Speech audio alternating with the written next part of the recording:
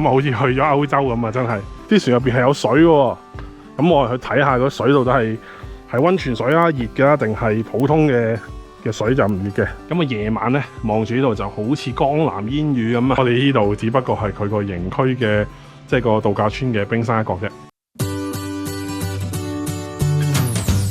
今次我哋呢集都分上下集咁嚟，我哋嚟3日2夜啊，總共。咁啊，今日嚟到我哋第一日住嘅地方就係呢個嶺南東方酒店啊。咁佢係圍繞住呢個路湖咧，其實都呢個度假區咧，其實就有好多間酒店嘅。咁啊，都係圍繞住嗰個湖啦。咁我哋今日住呢間係嶺南東方啊，係啦。咁啊，呢度係佢嘅有個叫路湖國際會議中心啊。咁啊，食自助餐同埋早餐都喺呢一度食嘅。咁啊，睇一睇佢嘅酒店啊，到嚟酒店嘅大堂啊，都見到有好大個牌，就係環島中港通。咁啊，香港嚟到呢個佛山路湖森林度假區嘅一個牌啊。咁啊，可以見到佢嘅車程啊、價錢啊，同埋喺邊度上落車啊。咁啊，星期5、6日咧就會有一班車，就係4:05咧就可以翻到香港啦。如果想翻香港嘅時間彈性啲，都可以打車去附近嘅恒威酒店，再轉搭翻環島中港通經深圳灣翻香港，都係非常方便㗎。咁而家仲有套票優惠，詳情可以再掃描以下 QR code 揾客服專員查詢啦。咁啊，見到佢嘅前台，其實呢度個大堂都非常之大嘅。咁啊，如果係食嘢嘅地方就係上2樓啦。咁啊，由呢一個地方上去，咁啊行到過嚟都好靚，佢好新啊！酒店真係見到。我哋見到電梯啦，頭先行過嚟上2樓咧，就係我哋嘅食嘢嘅地方啦。咁就係叫做老湖角啊。咁可以睇到咧，2樓就係老湖角啦。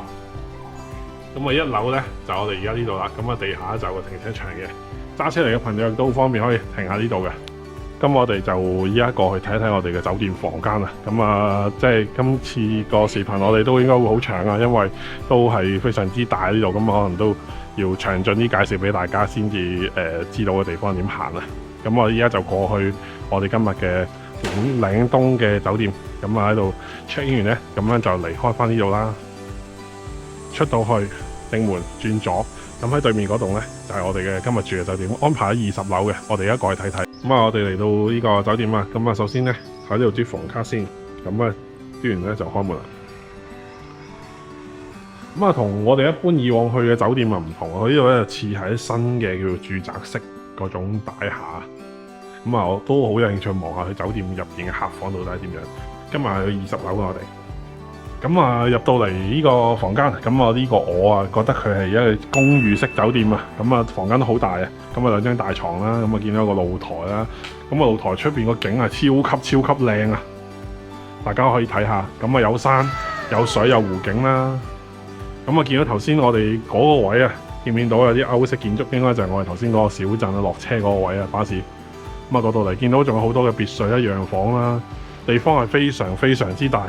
咁我哋呢度只不過係佢個營區嘅，即係個度假村嘅冰山一角啫。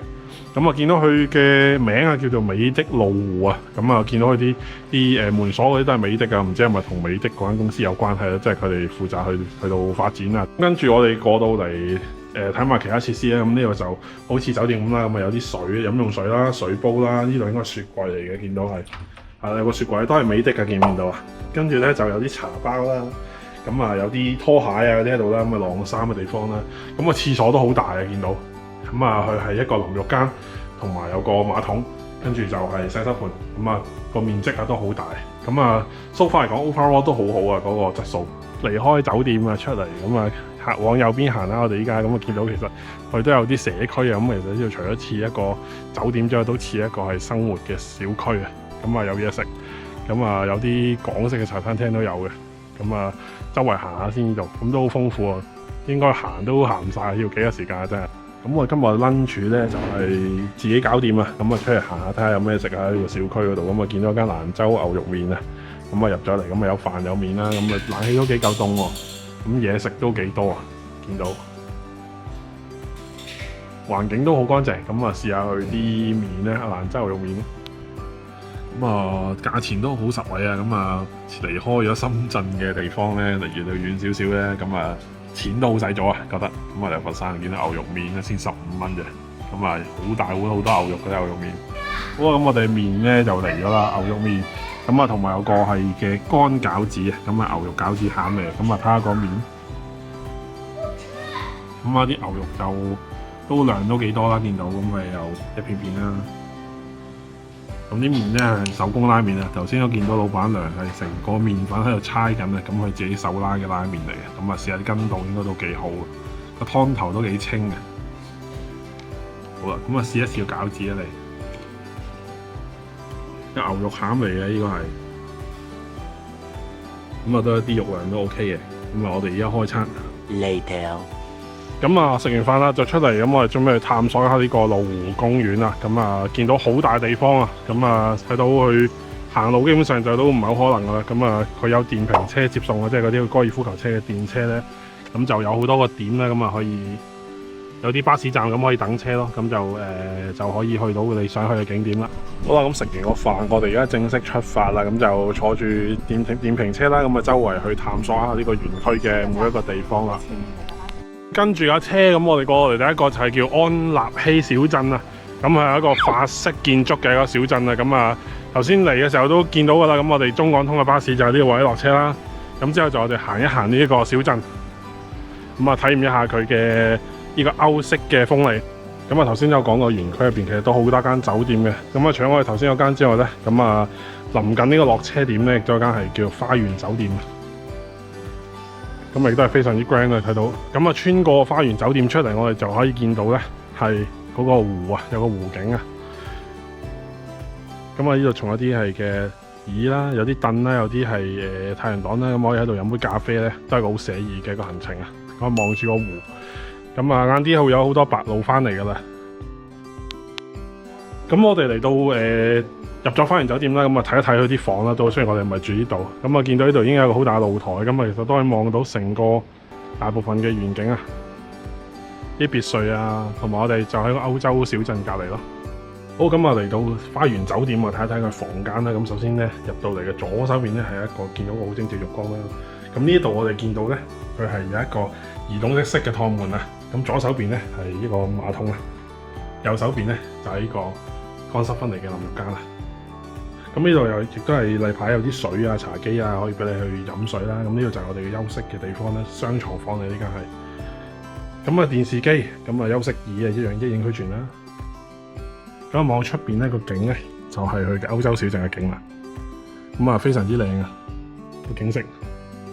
咁佢整體嘅格局裝修咧都係比較係歐式嘅，咁啊都係幾豪華嘅，咁啊過嚟住都可以幾舒服嘅一個度假感覺。好啦，咁我哋喺花園酒店出嚟咧，咁啊嚟到呢個小鎮啦，頭先講歐式小鎮啦，咁啊同大家行一行啦，咁啊睇到佢啲歐式風情啊，啲建築啊亦都係非常之靚啊，咁啊好似去咗歐洲咁啊真係。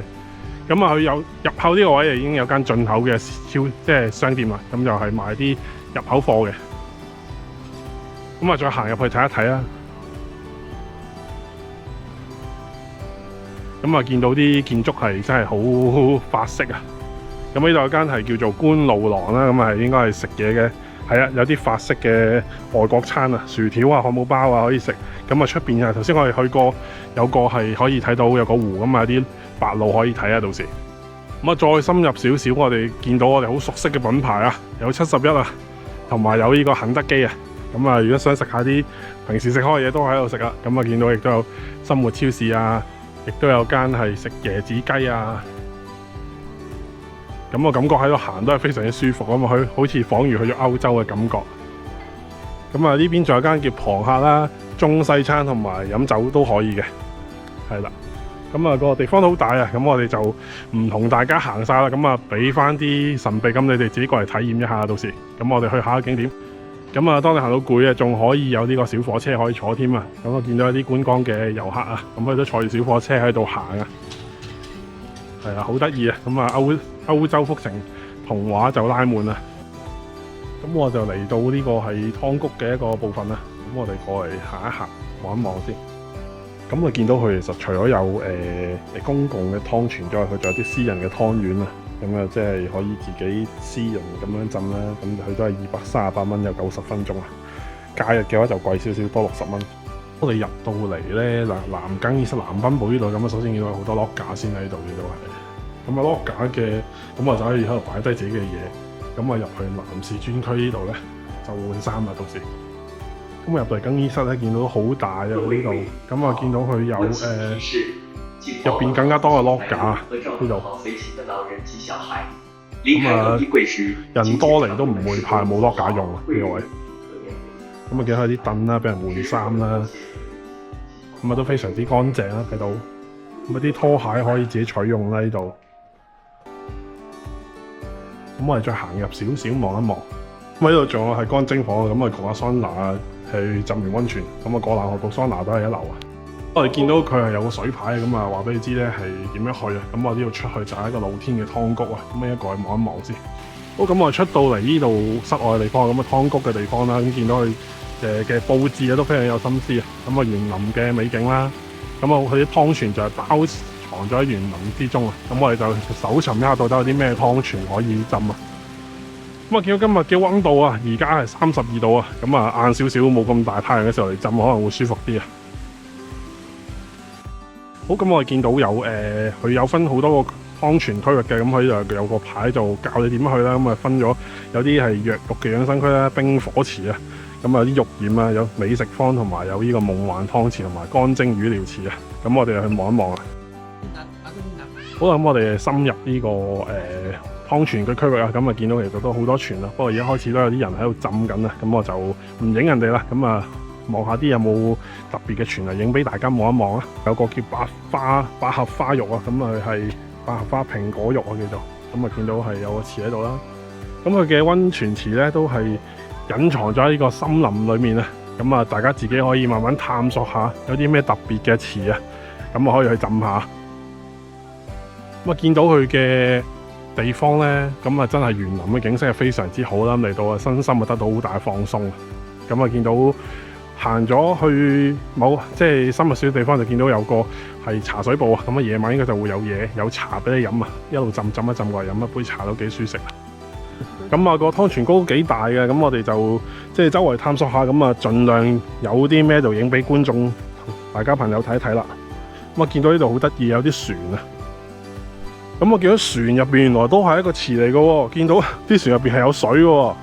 咁我哋去睇下個水到底係溫泉水啊，熱嘅定係普通嘅水就唔熱嘅，摸一摸佢先。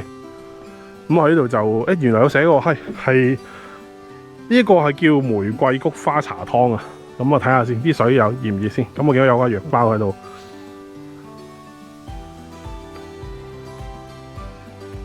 啲水都係熱嘅。咁啊見到係。嗰度有個度數38.6度，呢一個係有幾架船，咁啊唔同嘅藥包。呢個係陳皮普洱茶，咁啊個造型都係非常之靚啊！見到佢。咁呢個係桂花烏龍啊！咁我哋平時去放題都會飲嘅桂花烏龍啊，呢度有一浸添啦，係啦。咁啊呢個此生必泡啊！見到喺唔喺度啊？咁啊其實佢呢度嘅環境啊、佈局啊都係非常之靚啊！可以見到咧，泉同埋泉之間佢仲有個湖係圍繞住啊，咁啊喺度浸池啊，非常之正。嗰邊係有啲似係草屋茅屋嘅頂啊，咁啊有啲唔同嘅池啊。咁我哋再行過去睇下，環境就小橋流水啦，咁啊木橋啦，非常之有詩情畫意啦。咁喺呢度因為係叫蘆湖啊，咁啊見到好多佢用白鷺嚟到做呢個係裝飾啊。咁夜晚開埋燈啊更加靚啊。咁我哋見到咧，頭先我哋影過嚟嗰啲茅屋咧。咁啊，亦都係溫泉咧，見到。咁啊，夜晚咧望住呢度就好似江南煙雨咁啊，對面嗰啲船啊，似唔似下揚州啊？咁我哋可以望到，除咗係有啲船咧，咁佢景色都係湖光山色，非常之靚啊！咁啊，頭先我哋江南煙雨嗰個遠景啊，俾個全景大家睇下。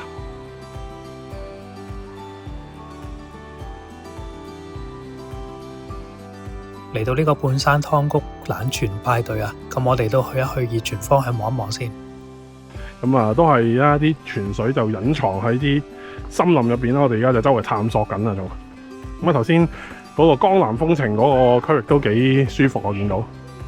咁我哋行到上嚟呢度，原來係一個酒吧嚟嘅，咁啊可以有嘢飲啊。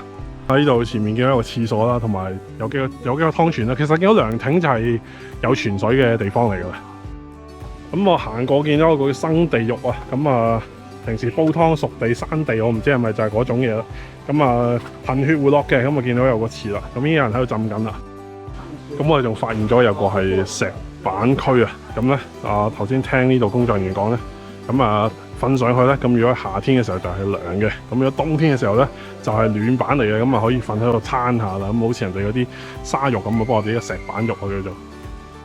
咁我見到呢度仲有個小賣部啊，頭先所講啊，譬如玩到攰啊，玩到肚餓就喺度補充下能量啦。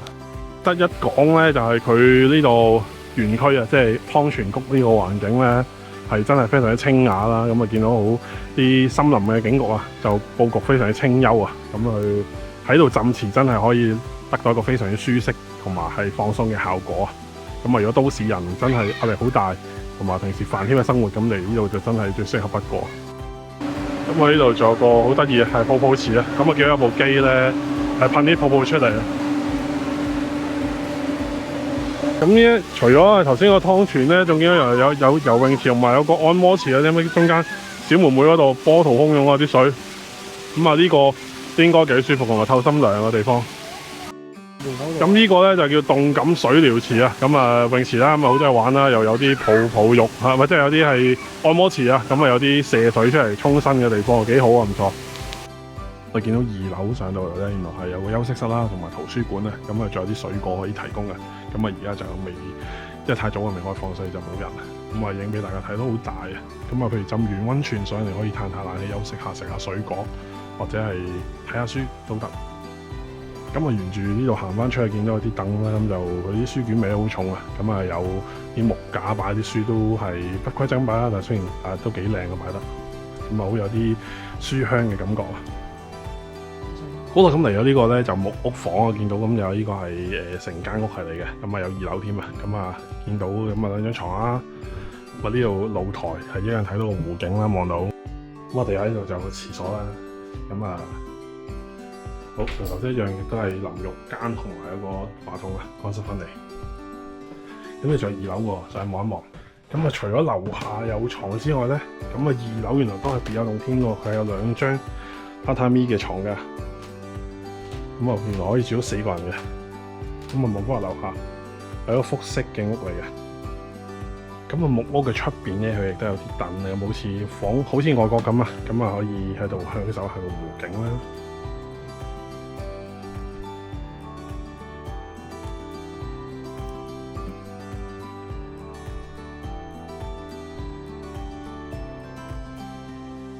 咁啊，見到佢哋就成間木屋嘅喺度咁啊，一間屋就1個家庭。咁啊，佢嘅命名就係風啦，清風微風啦，見到。咁啊，木屋區嘅隔離仲有啲係水上風情屋啊，見到。個園區真係好大啊，都唔夠時間一一介紹俾大家。咁下集呢，我哋就會帶埋大家去其他園區，再睇下有冇其他嘢玩啦。多謝晒大家支持，咁我哋下集再見啦，拜拜。